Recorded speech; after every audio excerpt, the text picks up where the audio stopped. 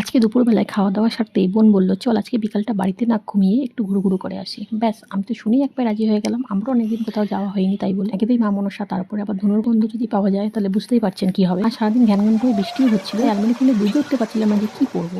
যা দেখছি সবই নতুন লাগছে। যাই হোক, চলকাদায় একটা হালকা দেখে কুর্তি বার করে নিলাম। তারপরে আমি সেটাকে পরে নিয়ে এবারে মুখটাকে একটু ঘষিয়ে মেজে পরিষ্কার করে নিয়ে বাড়ির থেকে বেরিয়ে পড়লাম বিকালটা একটু বাইরে কাটাবো। তারপরে অটো করে চললাম সোজা স্টেশনের উদ্দেশ্যে। স্টেশনে পৌঁছে দেখি সেখানে তো একেবারে মুষলধারায় বৃষ্টি নেমেছে। বৃষ্টিতে পুরো একদম স্টেশনটা পুরো ভরে গেছে, লোক ঠিক করছে। ভাবছিলাম ট্রেনে উঠতে পারবো কিনা। যাই হোক, ট্রেনটা যখন আসলো দেখলাম না, ট্রেনটা খুব একটা ভিড় নেই। আমরা উঠে পড়লাম, বোনের সঙ্গে আর কি করতে চললাম। শুনেছি খুবই ভালোই দোকানের খাবারগুলো। দেখো কত সুন্দর সুন্দর খাবার ওই দোকানে, দামও খুব একটা বেশি। আমার তো খুবই পছন্দ হয়েছে দোকানের খাবারগুলো। আমি নিয়ে নিলাম দুটো ঢোকলা, বোন আর আমি দুজনে মিলে একই খাবার, খুবই সুন্দর খেতে, খুবই টেস্টি। নিয়ে নিলাম 2 কাপ চা। স্টেশনের চা, গরম গরম চা, বেশ সুন্দর লাগলো খেতে। চাটাও কাকু খুব ভালো বানিয়েছিল। তারপর কতক্ষণ স্টেশনের উপর দাঁড়িয়ে দেখে নিলাম ট্রেন।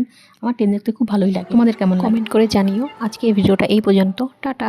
আমার চ্যানেলের ভিডিওগুলো ভালো লাগলে অবশ্যই লাইক করে চ্যানেলটাকে সাবস্ক্রাইব করে নিও।